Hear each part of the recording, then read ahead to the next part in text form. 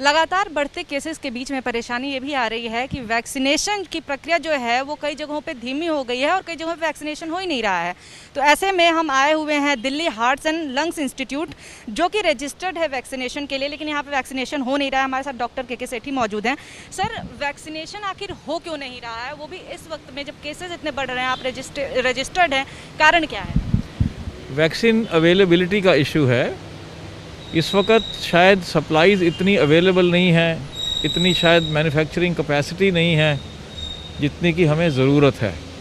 और बहुत सारी साइट्स पे कोवैक्सीन अवेलेबल है हमारी, जैसे कि मैंने पहले भी कई बार जिक्र किया कि हमने कोवैक्सीन लगाई थी फेज़ 1 में, जो कि काफ़ी सक्सेसफुल प्रोग्राम रहा था। काफ़ी अच्छे उसके रिज़ल्ट से, साइड इफ़ेक्ट्स वगैरह बहुत कम थे और we were quite happy with it. अब जो है हमने रिक्वेस्ट बार बार भेजी हैं, including to very senior officials of Bharat Biotech to provide us with the vaccine, क्योंकि बहुत सारे हमारे लोग ऐसे हैं जिनको फर्स्ट डोज़ यहीं पे मिल चुकी है और वो ये एक्सपेक्ट कर रहे हैं कि हम उनको सेकंड डोज़ भी देंगे, लेकिन क्योंकि अब हमारे पास अवेलेबिलिटी नहीं है इसलिए हम इसको कंटिन्यू नहीं कर पा रहे हैं। तो सर, क्या संभावना है कब तक आपके पास वैक्सीन पहुंच जाएगी? और तमाम प्राइवेट जो अस्पताल हैं वो वैक्सीनेशन करा रहे हैं, तो आखिर वो प्रक्रिया यहाँ पे क्यों नहीं अपनाई जा सकती? देखिए, उन्होंने किस बेसिस के ऊपर कुछ हॉस्पिटल्स को वैक्सीन दी है ये हम नहीं जानते। कुछ लोगों के पास कोविशील्ड है, थोड़े लोगों के पास कोवैक्सीन है। सो हमने रिपीटेडली रिक्वेस्ट भेजी हैं, अब अवेलेबिलिटी होएगी जब ही दे पाएंगे।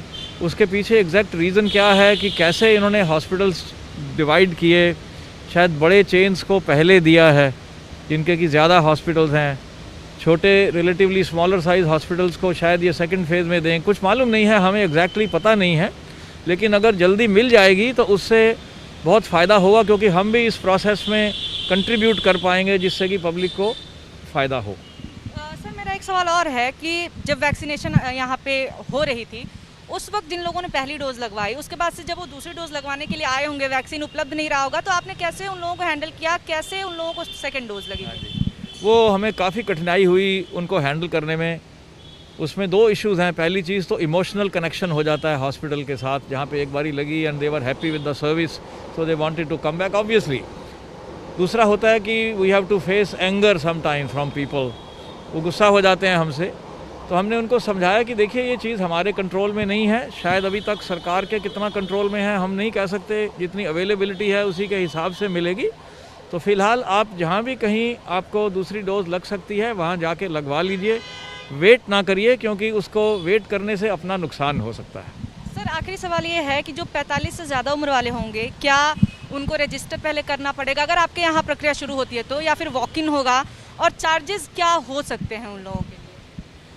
देखिए, पहले रजिस्टर करने का जहाँ तक मैटर है, जिन्होंने पहले फर्स्ट डोज़ लगवा रखी है उनको तो री रजिस्टर करने की ज़रूरत नहीं, उनका डेटा कंप्यूटर पे है, वो टेलीफोन नंबर एंटर करके आ जाता है।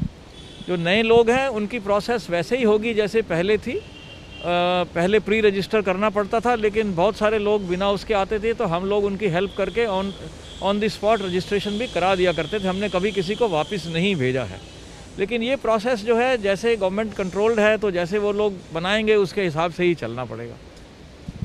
तो आपने सुना डॉक्टर के सेठी को। हम आपको बता दें कि जिन लोगों ने पहली डोज किसी ऐसे अस्पताल से लगवाई जहां पे पहले वैक्सीन उपलब्ध थी, अब नहीं है, इसका मतलब ये नहीं है कि वो सेकंड डोज कहीं और से नहीं लगवा सकते हैं। वो चाहें तो दूसरे अस्पतालों में भी जा करके, जहां पे भी उपलब्धता है वहां पे जा करके अपना सेकंड डोज ले सकते हैं। जैसा कि डॉक्टर साहब ने बताया कि इंतज़ार करने की ज़रूरत नहीं है और जब मौका आए तो सेकेंड डोज ज़रूर लें।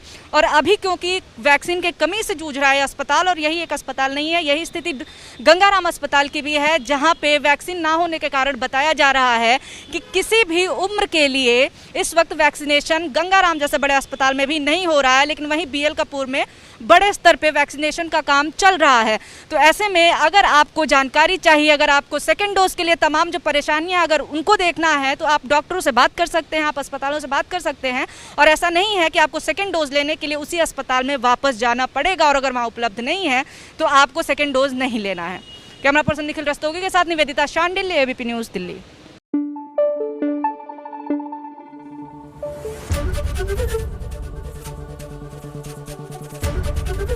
एबीपी न्यूज आपको रखे आगे।